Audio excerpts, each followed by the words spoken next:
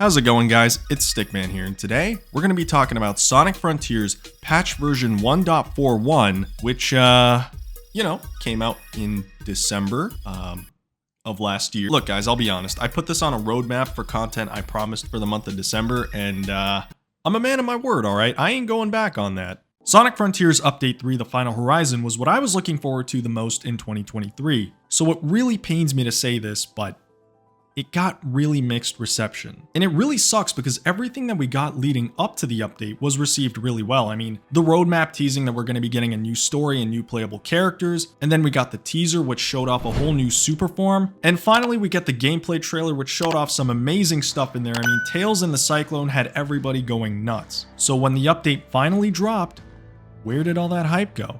Well, there were a lot of issues such as with the way that the new characters controlled, but I think the biggest reason why a lot of people didn't like the update was the massive difficulty spike. Now, as far as difficulty in the base game goes, I would say that this was always just a slight step above Sonic Forces, even on hard mode, which was at the time the hardest difficulty. And there are many different reasons for that. Like, one, the platforming being really basic, especially in cyberspace. Number two, a lot of the collectibles required to upgrade Sonic's speed, his attack stats, and his ring capacity, for example, were really easy to get. You know, you just wait for a starfall, get a bunch of Big's fishing tokens, go fishing, and you'd basically have max everything within the first couple of islands. And number three, the combat. Couple the fact that you can basically get all the red seeds of power to get up to max attack stats really quickly in the game, with the fact that you can get all these new skills that can cheese certain boss fights, you are basically an unstoppable force of nature. With how powerful Sonic is early on, you may have missed so much content in terms of attack patterns that Guardians and Titans can dish out, and even like certain phases of boss fights that you may have just skipped entirely just because of how much damage you're dealing. And then you add on to that moves like the Psyloop and the Quick Psyloop, which make bosses a lot easier to deal damage to.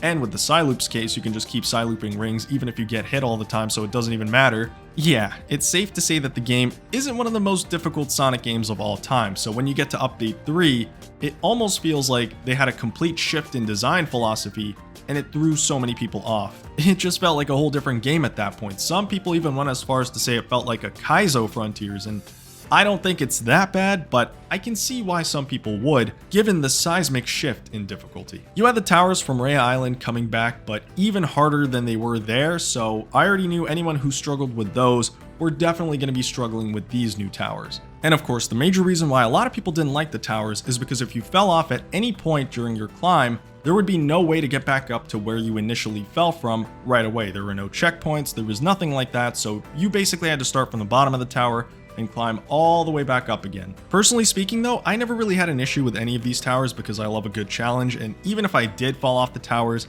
I would always just hold the parry, look around for a safe place to dodge to, or just a homing attack to like a spring, and then I'd get back up to where I nearly was, not exactly to where I was, but it'd be much better than starting from scratch. Then when you finally got up to the top of the towers, you'd be faced with some trials which were also really controversial, mostly due to how strangely balanced they were more than difficult. Sometimes it felt like they didn't give you enough time to do a trial, sometimes it felt like they were way too generous with the amount of time you got for a trial. It was just all over the place, and it was at that point that a lot of people started questioning whether or not they really play tested this. But honestly, they really weren't that bad in my opinion. And finally, we get to the part of the update that put the worst taste in everyone's mouth, including my own, being the Master King Coco trial. There are many reasons as to why I think this could have been way better handled, but I already went through a lot of them in my Every Sonic Game in 2023 video, so you can go check that out later if you want to hear more of my thoughts. But after rambling for about 4 minutes, this brings us to today. The context behind why we got patch 1.41, or as I'm going to be calling it, the difficulty update. The major focus of the patch was to adjust the difficulty of the Final Horizon and to address some other bugs. So I'm going to be going through all of the major changes one by one, and then at the end of the video, I'm going to be giving a list of things that I would still like to see changed in Sonic Frontiers, hopefully in a future patch or future patches. So firstly, they made a lot of balance adjustments to easy mode. The level designs of the trial towers have been altered on easy difficulty, and by that I mean They literally just added a bunch of balloons and pink hoops everywhere to make it much easier to climb. I'm just really impressed with how seamless this was added in, because you could be climbing up a tower on normal difficulty, and then you could pause the game, go to easy, and then immediately you'll notice balloons and pink hoops just appear out of nowhere. You don't even have to restart the game or go back into the menu or anything, it just happens. For the Towers of the Master, aka the towers that don't have Master King Coco's trial, the default difficulty and Sonic's attack level have been adjusted, so now there are a lot slower enemies to deal with, and Sonic starts off with level 25 attack. The Master King Coco trial has also been adjusted because now you start off with 600 rings as opposed to 400 and level 25 attack. So as expected, the Titans are going to be much easier to deal with on easy mode. And that's it for the changes to easy difficulty. Now let's talk about their adjustments to the player controls, and this is the most exciting part of the update to me. A lot of people, including myself, were pretty frustrated when playing as Knuckles throughout Update 3. Now I could talk about the myriad of issues that I faced with Knuckles' controls in Sonic Frontiers Update 3, but since BickeryBox12 already made a video, I'd highly recommend checking that out if you want to know all the reasons why Knuckles' controls are very weird. So I'm really happy to say that with this update, Knuckles no longer has tank controls when gliding. He can now turn left and right far easier. And they made it so that Knuckles no longer has a wind-up animation as he's about to enter a glide. And who would have thought that not having a delay every time you want to glide and do what Knuckles is basically known to do is much better. On a serious note, I'm really glad that they made this change, but the animation was so baked into the glide that you can still see remnants of it as you're about to glide. So now the animation looks kind of clunky, but hey, whatever, I'll take a better glide as opposed to a clunky animation. The biggest change of all was that the parry window for perfect parries was adjusted to be much more forgiving across all difficulties, and now it's even easier on easy mode. I talked about this a lot in my guide for the Master King Coco trial and for the Every Sonic Game in 2023 video, but I really feel like Sonic Frontiers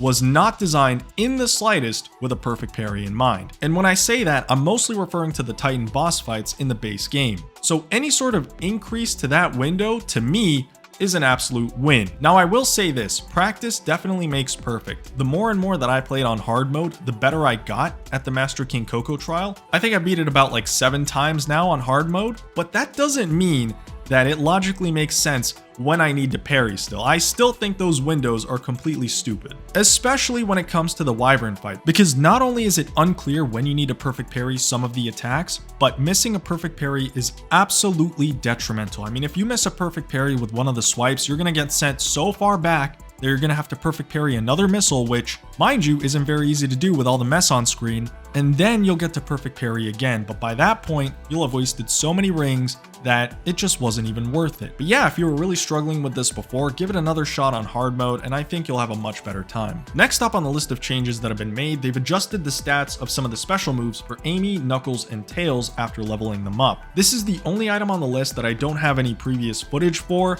to compare with how things have changed now. So because I never actually fought these Guardians myself as any of the other characters before the patch, I'm going to be using some footage from Sonic Overtime from his Tails max level gameplay, so shout out to him.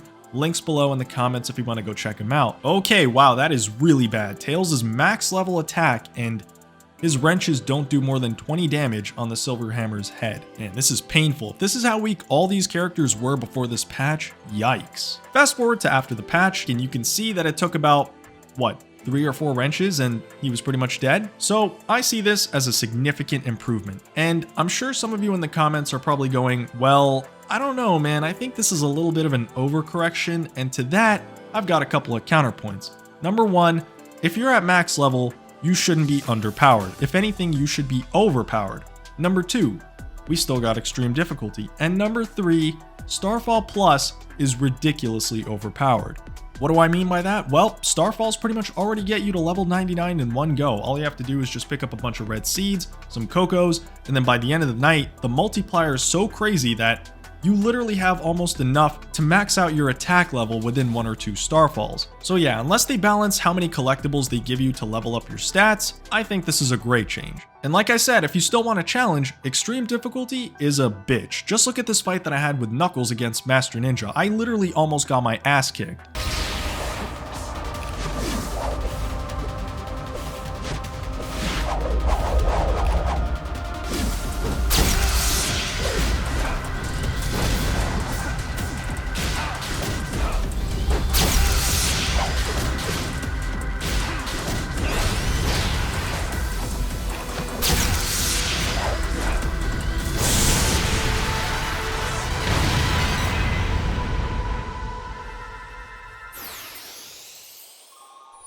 And now let's get into the final set of changes. So they made it a lot easier to retry after game over. Now I personally didn't know about this because I rarely failed the trial towers, but apparently, you know how after you homing attack those pink panels that are on the platforms for the trial towers?